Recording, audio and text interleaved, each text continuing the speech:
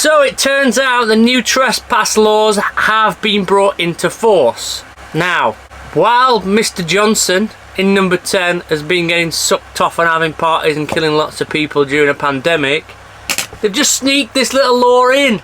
And a lot of people have been messaging me, asking me how this is going to affect me and how this is going to affect van life in general. So I'm going to tell you how we can avoid getting in trouble, why the law's been brought into place, and how it's going to affect ordinary people. Ordinary people? Who are we kidding? So, the new law basically is to stop people making illegal encampments. And my coffee's ready.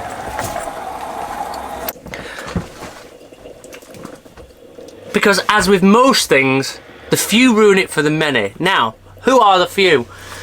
The trespass law has been brought in mainly to tackle gypsies, travellers, and all that jazz from making illegal camp-ups in the school fields and all that kind of stuff. Now, that's the main reason. This is aimed at them, which is very unfair anyway, but that's another subject. But we, unfortunately, not unfortunately, because we have a right good time living a van life, but we live in vans too, so we also have illegal park-ups a lot of the time, and we're not staying on campsites, so we do fall into that category. Now, that is just the way it is, and we're going to have to deal with that. The first way that you can stop yourself from being a part of this trespass law and getting in trouble is just to not have an illegal encampment. So, don't hang around with 5 other vans. Don't have your campfires on. Don't have your side steps out. Don't have your generators on. Don't have your washing hanging on a line outside your van. I understand that we should be free to do that, but imagine at fucking Doris at number 11 looking out of a window and seeing 5 vans parked up outside her house, blasting music out and getting pissed and all that. She ain't gonna like it. Just look at what's happening in Bristol. Don't look good, does it? That's the main thing. That's the thing, in fact. That's the thing that's going to get us in trouble, doing that. Now, I've been guilty of doing that myself in the past, but we've all got to learn, haven't we? During lockdown, pretty much exactly what happened. We were all camped together, but we kind of had no choice at that time because we were in lockdown. But that's the kind of thing that the police are looking for. That's the kind of thing that the neighbourhood watch are looking for. That's the kind of thing that the Karens on Facebook are looking for. Avoid doing that. But listen to this. Even if you do that, even if you do that, if Doris at number 11 phones up and goes, there's some travellers outside my ass, because she's Cockney, and the police happen to arrive, which again, trying to get the police out to anything these days is near impossible, so the police probably won't even turn up anyway. But if the police do turn up and go,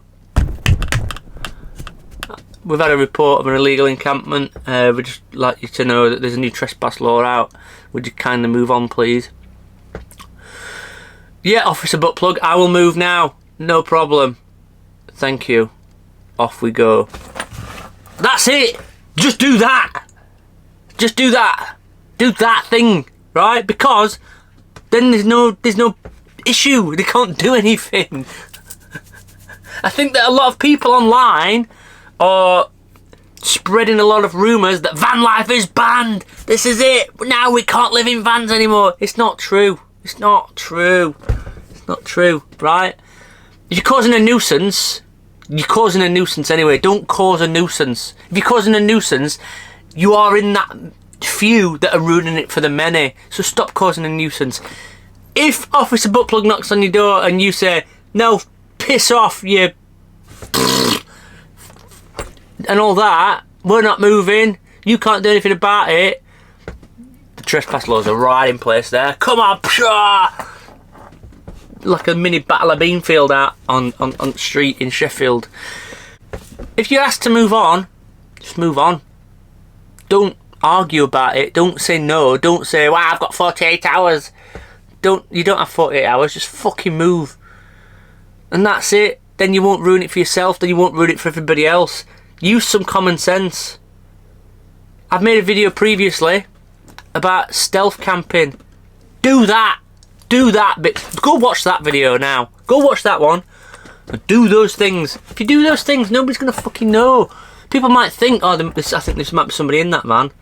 If you're stealth camping and you've got all your blinds up and you're not playing any music, you've not got a side step out, you've not got a generator out, you've not got a washing line hanging out and all that, and you're outside Doris's house, she might think, oh, don't like the look of that van. She might phone the police and say, oh, there's a van outside my house, I don't like the look of it. And they'll say, well, has anything happened? No, I just don't, it's not something I normally see outside my house.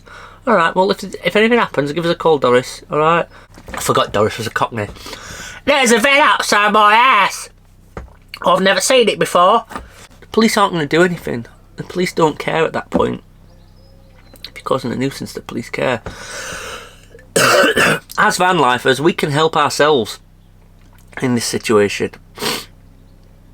I'm well aware, and I've been very involved in some of the park-ups in Derbyshire. And some of the places out there now are overrun, let's say, with van lifers, and a lot of them are my friends. But the last time I stayed there, when I parked up, there were maybe 10 vans, all lined up down the street. Now again, I love all my friends dearly, but if we all think about it really, the local residents had something to complain about. It looked a mess. We didn't leave a mess, but it looked messy that we were all just there. Doris at number 11's coming. It looks a mess, and that's what people complain about. So we need to think about this stealth camping thing a bit more, and we need to think about not partying on public land and all that.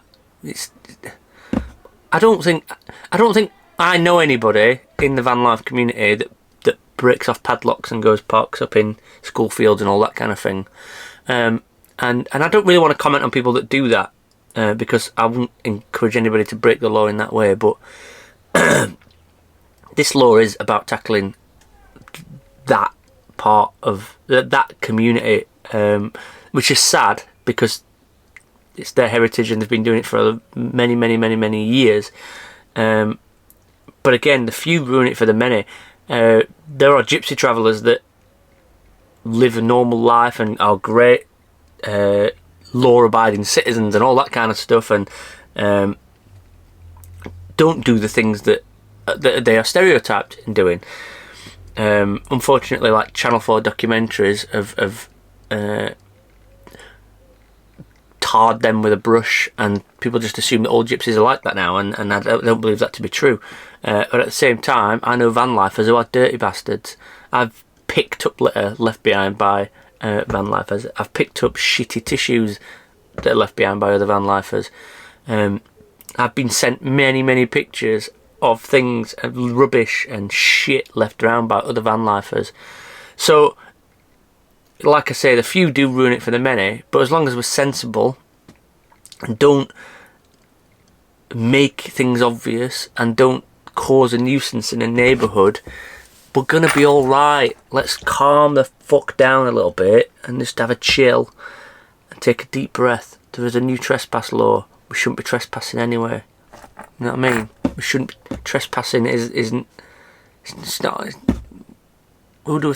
If we seriously think that we should be allowed to trespass, who do we think we are? Think about it. Anyway, I hope that this has helped a little bit. I hope everybody has just had a sit down and a chill.